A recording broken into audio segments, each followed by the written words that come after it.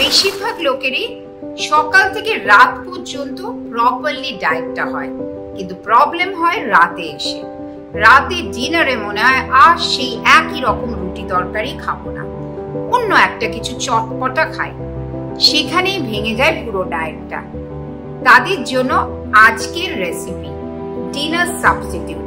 এটা প্রতিদিন খাবেন না, মাঝে সাঝে খেতে পারেন। বাঙালিদের 12 মাসে 13 পার্বণ, তাছাড়া অনেক পুজো আচ্ছা নিয়ম কানুন উপোস থাকে। সেক্ষেত্রে ভাত রুটি সব বারণ এবং ভেজিটেরিয়ান খেতে হয়। তাদের ক্ষেত্রে কিন্তু রাতে রুটির বদলে এই ধরনের ভেজিটেরিয়ান কাবাব খুব সহজেই খাওয়া যায়।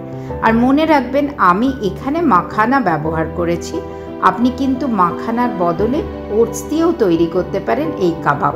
সেক্ষেত্রে কিন্তু ওটসের পরিমাণ একটু কম দিতে হবে।